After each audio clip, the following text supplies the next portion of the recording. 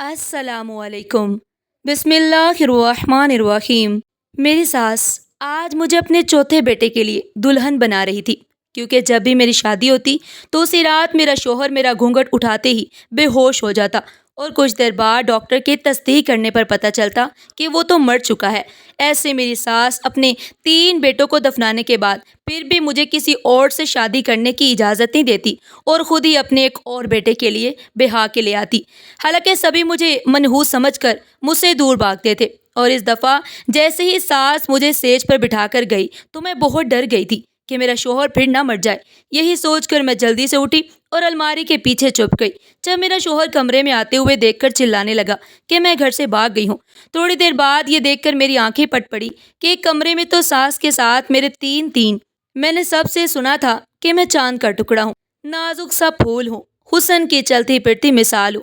میرے ارد گرد میرے چاہنے والوں کا ہر پل رش رہتا، ایسے میں میرا مغرور ہونا جائز تھا۔ میں رباب احمد مغرور ترین لڑکی تھی، انسان کو انسان نہیں سمجھتی تھی، دوست بھی بس چن چن کر ہی بناتی تھی۔ میرے والد پورے شہر کے معروف ترین بزنس مین تھے، روپے پیسے کی کوئی بھی کمی نہیں تھی۔ باپ کی لاڈلی تھی تو ماں کی آنکھوں کا نور، بھائیوں کی مجھ میں جان تھی تو بابیوں کی میں گڑیا رانی۔ میں نے اپنی زندگی بڑی عیش و عشرت میں گزاری تھی۔ 26 سال کی ہوئی تو میرے لیے رشتے آنے لگے، کبھی کسی ڈاکٹر کا رشتہ آتا تو کبھی پائلٹ کا۔ بزنس مین کے بیٹے تو لائن میں لگے کھڑے تھے۔ میرے والد کو کوئی لڑکا اچھا لگ ہی نہیں رہا تھا۔ جب میرے والد ہر رشتے کو انکار کرتے رہتے تو ماما اکتاس ہی گئی تھی۔ انہوں نے میرے والد سے سوال پوچھا کہ آخر آپ کو رباب کے لیے کیسا رشتہ چاہیے؟ والد بولے، ایسا لڑکا چاہیے جو رباب کے ساتھ کھڑا ہو تو لوگ کہیں چاند سورج کی جوڑی ہے۔ مجھے نہیں کرنی اپنی بیٹی کی شادی کسی بڑی عمر والے صنعت کار سے۔ اللہ کا دیا ہوا میرے پاس بہت کچھ ہے، میں اپنی بیٹی کو ہر شے دینے کی اہلیت رکھتا ہوں۔ والد کی باتیں سن کر میں کھل رہی تھی۔ میرے والد میرے ہم خیال ثابت ہوئے۔ ایسی عیش و عشرت میں وقت گزرتا رہا۔ جب میں 27 سال کی ہو گئی تو بالآخر میرے والد کو ایک لڑکا پسند آ ہی گیا۔ اس کا نام سرمد تھا۔ میرے والد نے میرے سامنے لڑکے کی تصویر رکھ کر مجھ سے میری رائے مانگی۔ میں نے تصویر دیکھے بنا ہی ہاں کہہ دیا۔ مجھے آپ کی پسند پر پورا بھروسہ ہے پاپا۔ میری ماما اور بھائی تو چکرا کر ہی رہ گئے۔ وہ بولے، رباب تم ایک سوٹ خریدنے سے پہلے اسے 3 دفعہ ٹرائی کر کے دیکھتی ہو اور لڑکا بنا دیکھے ہی پسند کر لیا۔ میں مسکرا کر بولی، میرے ڈیڈ نے ہر رشتہ ٹھکرایا ہے میرے لیے، ایسے رشتے بھی رد کر دیے ہیں جن سے ڈیڈ کے بزنس کو بڑا منافع ہو سکتا تھا۔ اب اگر ایک لڑکا انہیں اچھا لگا ہے تو یقیناً وہ پسند کیے جانے کے ہی قابل ہوگا۔ میرے والد کا سر فخر سے بلند ہو گیا۔ میرے والد نے بتایا کہ لڑکے والے ہمارے ہم پلہ نہیں ہیں، یعنی کہ ہمارے سٹیٹس کے نہیں ہیں، مگر میں ہر چیز اپنی بیٹی کے قدموں میں ڈھیر کر دوں گا۔ ایسے لڑکے والے بھی تمہارے سامنے دبدبے میں رہیں گے۔ میرے والد کی بات بہت مناسب تھی۔ اگر وہ میری شادی اپنے جیسے ہی کسی کھاتے پیتے گھرانے میں کر دیتے تو وہ لوگ کہاں میرے نخرے اٹھاتے۔ خیر، میرے والد نے میری شادی کے لیے خزانوں کے منہ کھول دیے۔ ایسے خوبصورت سے دن میں دلہن بن کر میں سرمد کے گھر آئی۔ سرمد بلا شبہ خوبصورت نوجوان تھا۔ مجھے اپنے والد کی پسند پر جی بھر کر پیار آیا تھا۔ مجھے پتا تھا کہ ہمارے سوشل سرکل میں سب لوگ سرمد کی خوبصورتی کے دیوانے ہو گئے تھے۔ بارات رخصت ہو کر اسی گھر آ گئی جو میرے والد نے میرے نام کر دیا، اور اسی کو ہماری رہائش کے لیے سیٹ بھی کروا دیا گیا۔ میں بڑی خوش تھی اور میں سیج پر بیٹھی اپنے سرمد کا انتظار کری تھی۔ وہ آیا تو میں مسکرا پڑی۔ وہ بیڈ پر آ کر میرے سامنے بیٹھ گیا۔ اس نے صرف اتنا کہا کہ میں تمہیں پا کر بہت خوش ہوں۔ پھر اس نے میرا گھونگھٹ پلٹ دیا۔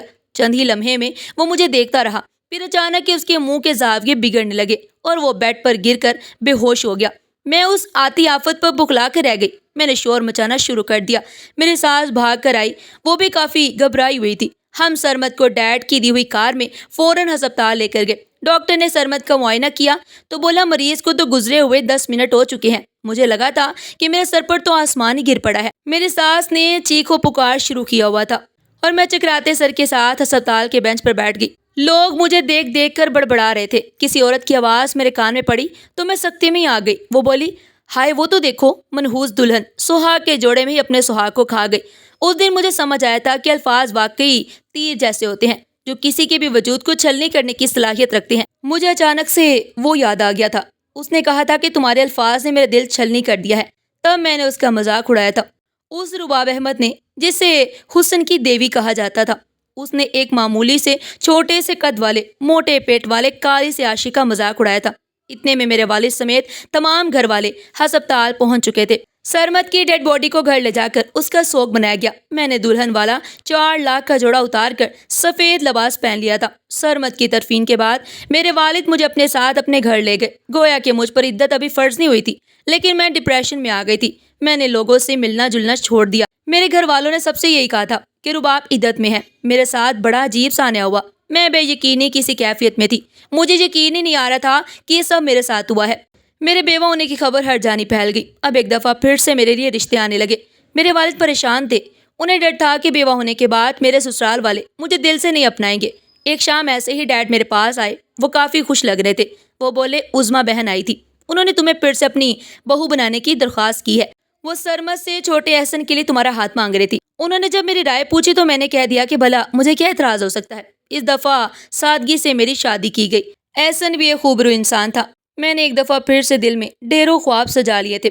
رخصتی ہو کر میں اسی گھر میں آ گئی جہاں پہلی دفعہ آئی تھی۔ میں کمرے میں بیٹھی احسن کا انتظار کر رہی تھی۔ وہ اماں اور میرے پاس آ کر بیٹھ گیا۔ اس نے میرا گھونگھٹ اٹھایا اور چند لمحے مجھے دیکھتا رہا، پھر پیچھے کی جانب گر پڑا۔ میں چیخ پڑی تھی۔ میری ساس دل پر ہاتھ رکھے جب آئی تو اپنے بیٹے کی حالت دیکھ کر خود کو پیٹنے لگی۔ ہم احسن کو جلدی سے اسپتال لے کر گئے۔ ڈاکٹر نے ہم سے دعا کرنے کو کہا۔ میں نے پہلی دفعہ اللہ سے دعا کی تھی۔ اس سے پہلے تو مجھے کبھی دعا کرنے کی ضرورت ہی نہیں پڑی۔ ہر چیز تو تھی میرے پاس۔ میں نے رو رو کر احسن کی زندگی کے لیے فریاد کی۔ 1 گھنٹے بعد ڈاکٹر آیا تو سب سے پہلے میں اس کے پاس بھاگ کر گئی۔ ڈاکٹر نے نفی میں سر ہلا کر کہا، ہم مریض کو بچا نہیں سکے۔ میں ایک طرف گر گئی۔ میری ساس کے بین پورے ہسپتال میں گونج رہے تھے۔ ہم احسن کی میت کو لے کر گھر گئے۔ وہاں موجود ہر شخص کی زبان پر ایک ہی لفظ تھا، سب مجھے منحوس کہہ رہے تھے۔ مجھے ان کی باتوں سے خوف آنے لگا تو میں ماما کے ساتھ لپٹ سی گئی۔ جیسے ہی احسن کا جنازہ گھر سے گیا میں بھاگ کر والد کے پاس گئی۔ میں نے ان سے کہا کہ ڈیڈ مجھے گھر لے چلیں، میں یہاں پاگل ہو جاؤں گی۔ میں ایک دفعہ پیٹ سے اپنے میکے آ گئی، لیکن اس دفعہ میں پہلے والی رباب نہیں رہی تھی۔ میرے بھائیوں کی آنکھوں میں میرے لیے چمک نہیں تھی۔ میری بھابیاں، وہ اپنے بچوں کو میرے پاس آنے سے روکتی تھی۔ ایک دن میرا بھتیجا مجھ سے بولا، پھوپھو آپ منحوس ہیں نا؟ ماما کہتی ہیں میں آپ کے ساتھ نہ کھیلوں، آپ کی منحوسیت مجھے بھی لگ جائے گی۔ میں نے اس بات میں سر ہلا دیا۔ میں نے کہا جی میں منحوس ہوں۔ میں اتنا کہہ کر اپنے کمرے میں آ کر بیڈ پر ڈھہ گئی۔ میری آنکھوں سے آنسو جاری ہو گئے۔ میرے ذہن پر 2 سال پہلے والا ایک منظر چلنے لگا۔ میں اپنی سہیلی کے ساتھ پارک میں گھوم پھر رہی تھی جب ایک چھوٹے قد والا توند نکلی ہوئی کالے رنگ کا لڑکا میرے پاس آ کر کھڑا ہو گیا۔ وہ بولا، میرا نام سکندر ہے، میں پچھلے 1 سال سے آپ کو اسی پارک میں آتے ہوئے دیکھتا ہوں۔ مجھے آپ سے بڑی محبت ہو گئی ہے، اتنی محبت کہ ایک دن بھی آپ کو نہ دیکھ لوں تو مجھے نیند نہیں آتی۔ مجھے آپ اپنے گھر کا ایڈریس دیں، میں آپ کا رشتہ مانگنے آنا چاہتا ہوں۔ اس کی بات سن کر میں شدید غصے میں آ گئی۔ میں بولی، کیا تم نے کبھی اپنے آپ کو شیشے میں دیکھا ہے؟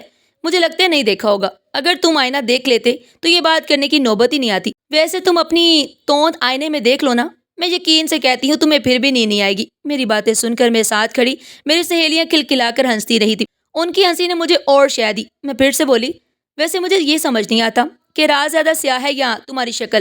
اس دفعہ کہکوں کا طوفان اٹھا تھا۔ ہم سب کے کہکوں میں وہ رو پڑا۔ وہ روتے ہوئے بولا، تمہارے الفاظ نے میرا دل چھلنی کر دیا ہے، اور اس چھلنی دل سے میں تمہیں بد دعا دیتا ہوں کہ تم اپنوں کے ہوتے ہوئے بھی اکیلی رہ جاؤ گی۔ تم ہر طرف سے دھتکاری جاؤ، پھر تم یہ سوچنے پر مجبور ہو جاؤ کہ راز زیادہ سیاہ ہے یہ تمہارا نصیب۔ سکندر یہ سب باتیں کر کے چلا گیا تو ہم سب اس کی رونی صورت یاد کر کے ہنستے رہے۔ ایک پل کے لیے بھی مجھے یہ نہیں لگا کہ اس کی بد دعا مجھے لگ جائے گی۔ 1 ہفتے بعد جب ہم پھر سے اس پارک گئے تو ایک لڑکا بھاگتا ہوا میرے پاس آیا اور بولا، باجی سکندر نے خودکشی کر لی ہے۔ اس دن جب آپ سب نے اس کا مذاق اڑایا تھا نا تو وہ مجھے کہہ کر گیا تھا کہ اگر مجھے کچھ ہو گیا تو اس لڑکی کو ضرور بتانا کہ میں نے اس کی دھتکار کی وجہ سے خودکشی کر لی ہے۔ باجی میں نے سکندر کی بات کو کوئی خاص اہمیت نہیں دی۔ مجھے لگا تھا کہ وہ بس وقتی جذبات میں آ کے یہ سب کہہ رہا ہے، لیکن اسی رات مجھے خبر ملی تھی کہ سکندر نے خودکشی کر لی ہے۔ اس وقت ایک پل کے لیے میں سہم سی گئی تھی، مگر میرے دوستوں نے میری ہمت بڑھا دی تھی کہ کوئی کسی کی خاطر نہیں مرتا۔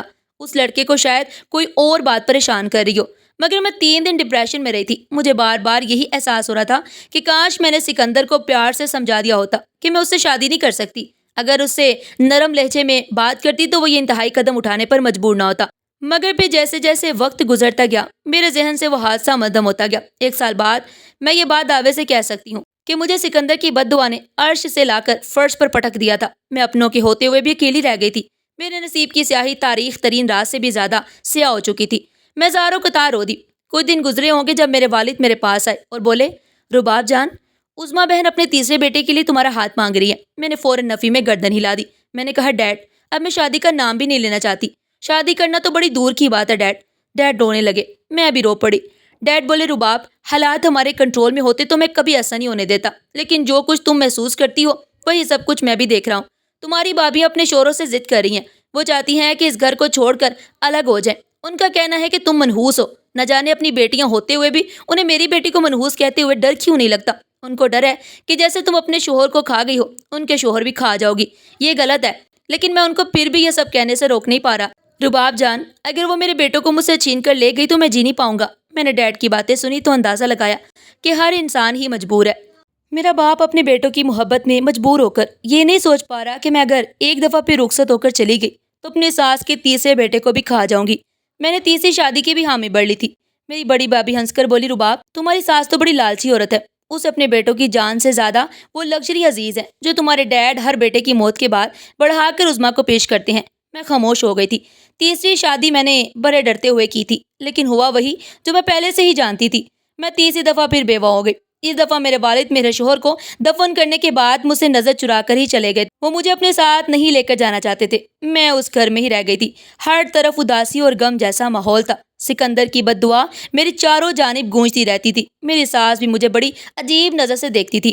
میں ساری ساری رات روتی رہتی، سکندر کی روح سے معافی مانگتی رہتی تھی۔ ایسے ہی 6-7 مہینے بھی گزر گئے۔ ایک دن میری ساس میرے پاس آ کر بیٹھی اور بولی رباب میں تمہارے ابو سے اپنے چوتھے بیٹے کے لیے تمہارا رشتہ مانگ چکی ہوں، انہوں نے اجازت بھی دے دی ہے، اگلے جمعے تمہارا نکاح ہے اس کے ساتھ۔ میں نے اپنی ساس کے آگے ہاتھ جوڑ دیے اور بولی اب بس کر دے، مجھے معاف کر دے، مجھ پر مزید ظلم مت ڈھائیں۔ آپ کو نہ تو خود پر ترس آتا ہے اور نہ اپنے بیٹوں پر۔ کیا چیز ہے جو آپ کو اپنے جوان جہان بیٹوں کی قربانی دینے پر مجبور کر رہی ہے؟ پیسہ، دولت، گاڑی، بنگلہ؟ میں صبح ہی وکیل کو بلوا کے یہ سب آپ کے نام کر دوں گی، مگر اپنے چھوٹے بیٹے کی جان مجھ سے بچا لے۔ مجھے تو کسی کی بد دعا لگی ہے، میرا سہاگ بھی سلامت نہیں رہے گا۔ میری ساس میری طرف بڑی خطرناک نظروں سے دیکھ کر بولی کس کی بد دعا سے تم نے میرے بیٹوں کو مٹی تلے دفنایا؟ میں کچھ بول ہی نہ پائی۔ میری ساس کی آنکھوں میں خوف اترا ہوا تھا۔ میری بڑی بھابھی کی بات مجھے سچی لگی تھی۔ میری ساس ایک لالچی عورت تھی۔ ایسا کیسے ہو سکتا تھا کہ ایک عورت اپنے 3 جوان بیٹوں کی موت کے بعد ایک منحوس لڑکی کو پھر سے اپنی بہو بنانا چاہتی ہو؟ مجھے لگا تھا کہ شاید میری ساس میرے پہلے 3 شوہروں کی سگی ماں ہی نہ ہو، اسے کیا فرق پڑتا ہوگا ان لڑکوں کی موت سے؟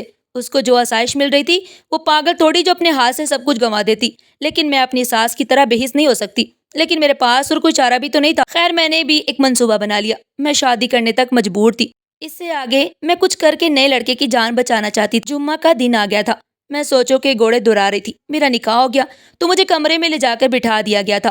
آج میں چوتھی دفعہ سٹیج پر بیٹھی، کسی کی بد دعا نے مجھے کہیں کا نہیں چھوڑا۔ رات ڈل رہی تھی، میرا نیا شوہر ابھی تک میرے کمرے میں نہیں آیا تھا، شاید وہ بھی موت سے ہمکنار ہونے سے ڈر رہا تھا۔ میں نے اپنے منصوبے پر عمل پیرا ہونے کی اٹھانی۔ میں جلدی سے بیڈ سے اٹھی اور جہاز سائزی الماری کے پیچھے چھپ گئی۔ میں نے یہی سوچا ہوا تھا کہ میں نکاح تو کر لوں گی، لیکن اپنے نئے دولہے کو اپنا چہرہ نہیں دیکھنے دوں گی۔ میرے پہلے 3 شوہر بھی تو میرا چہرہ دیکھ کر ہی مرے تھے نا، شاید میرے چہرے میں کوئی نحوست چھپی تھی۔ میں نے یہ سوچ لیا تھا کہ صبح ہوتے ہی میں گھر سے چوری چھپے بھاگ جاؤں گی اور کسی دارالامان میں پناہ لے لوں گی۔ والد کے گھر تو جا نہیں سکتی تھی، کوئی اپنا رشتہ دار تو مجھے قبول نہیں کرتا۔ میرے پاس یہی آخری آپشن بچا تھا۔ میں الماری کے پیچھے چھپی ہوئی تھی جب مجھے دروازہ کھلنے کی آواز سنائی دی گئی۔ کوئی شخص قدم چلتا ہوا سیج کی طرف بڑھا تھا۔ میری سانس آندھی کی طرح تیز چل رہی تھی۔ مجھے پتا نہیں تھا کہ اگلے پل میرے ساتھ کیا ہونے والا ہے۔ میں نے دل ہی دل میں ڈھیروں دعائیں مانگی تھی۔ اچانک مجھے اپنے شوہر کے چیخنے کی آواز آئی۔ وہ بولا اماں میری دلہن کہاں ہے؟ کہیں میری دلہن کو تو نے بھگا تو نہیں دیا؟ میری ساس کی بھی آوازیں آنے لگی تھی، وہ کافی بخلائی ہوئی تھی۔ وہ بولی یہی تو بٹھا کر گئی تھی میں اپنے راج دلارے کی بیوی کو، یہی ہوگی مل جائے گی، تم فکر نہ کرنا میرے بچے۔ میرے ساس کے الفاظ مجھے حیرت میں ڈال گئے۔ تب ہی مجھے مردوں کی بھی آوازیں آنے لگی تھی۔ مجھے لگ رہا تھا کہ آج میں نہیں بچ پاؤں گی۔ میری ساس بولی سرمد تو نے دیکھا ہے رباب کو؟ وہ بولا نہیں آنٹی، سرمد تو میرے پہلے شوہر کا نام تھا۔ میں نے الماری کی اوٹ سے جھانک کر دیکھا تو میرے اوسان ہی خطا ہو گئے۔ میرے 3 شوہر جو مر چکے تھے وہ زندہ سلامت کھڑے تھے۔ تبھی میری ساس میرے نئے شوہر کے آگے سے ہٹی تو اس کو دیکھ کر لگا کہ میں اب سانس نہیں لے پاؤں گی۔ وہ سکندر تھا، وہی سکندر جس نے 2 سال پہلے میرے لیے خودکشی کر لی۔ کہیں میں قبرستان میں تو نہیں آ گئی؟ مجھے اپنے کمرے پر قبرستان کا گمان ہونے لگا، یا وہ میرے نکاح کا دن ہی نہیں تھا بلکہ حشر کا دن تھا جہاں پر سب مردے زندہ کر دیے گئے تھے۔ میں ڈر سے کانپنے لگی۔ سکندر مجھے دیوانہ لگ رہا تھا، اس کی باتوں سے مجھے بڑا خوف آ رہا تھا۔ وہ بولا اماں ایک بار وہ چڑیا میرے ہاتھ لگ جائے، اس کے پر کاٹ کر میں اس کو ہمیشہ ہمیشہ کے لیے اس گھر میں قید کر دوں گا۔ اس کا اب رہا ہی کون ہے؟ خونی رشتے تو اس کو اچھوت سمجھنے لگے ہیں۔ اب وہ ساری زندگی میری ہو کر رہے گی، میری کنیز بن کر رہے گی۔ مجھے ٹھکرایا تھا نا اس نے، میں اس کو بتاؤں گا کہ ٹھکرائے جانے کی عزت کیا ہوتی ہے۔ اسے اتنا ترساؤں گا، اتنا تڑپاؤں گا کہ وہ رو رو کر مجھ سے معافیا مانگے گی۔ اس وقت سکندر کا چہرہ اور زیادہ مکروہ ہو گیا تھا۔ اس کے وجود سے شیطانیت ٹپک رہی تھی۔ میں روتی جا رہی تھی اور کانپتی جا رہی تھی۔ پھر نہ جانے مجھ میں اتنی ہمت کیسے آ گئی۔ میں الماری کے پیچھے سے نکل کر ان کے سامنے آ گئی تھی۔ میرے چاروں شوہر ڈر گئے۔ میں اب غصے سے دیوانی ہوئی جا رہی تھی۔ میں نے چلا کر کہا، یہ کیا مذاق ہے؟ تم لوگ خود کو مسلمان کہتے ہو، نکاح پر نکاح کیسے جائز ہو سکتا ہے بھلا؟ سکندر آگے بڑھا تو میں اس سے ڈر گئی۔ وہ خون خوار آنکھیں مجھ پر گاڑ کر بولا، تم مسلمان تھی جب مجھے صرف شکل و صورت کی بنا پر ٹکرا کر چلی گئی تھی؟ تم نے قرآن میں نہیں پڑھا کیا کہ مسلمان دوسرے مسلمان کا مذاق نہ اڑائے؟ میں نے تم کو حاصل کرنے کی ضد ٹھان لی تھی۔ تم کو حاصل کرنا بہت مشکل تھا۔ مجھے منصوبہ بندی بھی ذرا پیچیدہ ہی کرنی پڑی تھی۔ میں نے تم کو حاصل کرنے کی منصوبہ بندی میں اپنے ساتھ 3 دوستوں کو بھی شامل کر لیا تھا اور ایک مولوی کو بھی۔ میں تو اپنی ماں کا اکلوتا بیٹا ہوں نا، وہ تو میری خاطر آسمان سے تارے بھی توڑ کر لا سکتی ہے۔ میرا ساتھ دینا اس کے لیے مشکل نہیں تھا۔ اماں نے میرے ہینڈسم سے دوست سرمد کا رشتہ مانگا تو تمہارا امیر باپ فوراً مان گیا۔ اب بھلا میری اماں میرا رشتہ لے کر جاتی تو تمہارا باپ مانتا؟ وہ بھی تمہاری طرح ہی مجھے دھتکار دیتا۔ میں نے مولوی کو بھاری معاوضہ دے کر نکاح کے بول غلط پڑھوانے کو کہا، جس سے تمہارا اور سرمد کا نکاح باطل ہو جاتا۔ تم دونوں میاں بیوی تھے ہی نہیں۔ پھر اس نے مرنے کا ڈرامہ کیا، ڈاکٹر کو بھی بڑے پیسے دیے، تب جا کر اس نے جھوٹ بولا۔ تم جانتی ہو کیا میرے پاس اتنا پیسہ آیا کہاں سے تھا؟ تمہارے باپ نے ہی تمہاری شادی کے لیے اماں کو اتنا پیسہ دیا تھا کہ ہم جیسوں کی 7 نسلیں بھی بیٹھ کر کھا سکتی تھی۔ وہ مکروہ ہنسی ہنس کر بولا، پھر دوبارہ بولا، اسی طرح 3 دفعہ تمہارا جھوٹا نکاح پڑھوا دیا گیا۔ پھر یہ ہوا کہ چوتھی شادی پر تمہارا باپ مجھے دیکھ کر بھی تمہارا ہاتھ دینے سے انکاری نہیں ہوا، الٹا وہ میرا شکر گزار رہا۔ اب میرا اور تمہارا پہلا نکاح ہوا ہے، تم میری بیوی ہو۔ میں آج کامیاب ہو گیا ہوں، میں نے اپنی ضد کو حاصل کر لیا ہے۔ ساری صورتحال میرے سامنے تھی، سکندر کا اصلی چہرہ بھی میرے سامنے تھا۔ دل میں یہی خیال اٹھ رہا تھا کہ کاش میں نے سکندر کو اتنی بری طرح نہ دھتکارا ہوتا، اسے پیار سے سمجھا دیا ہوتا۔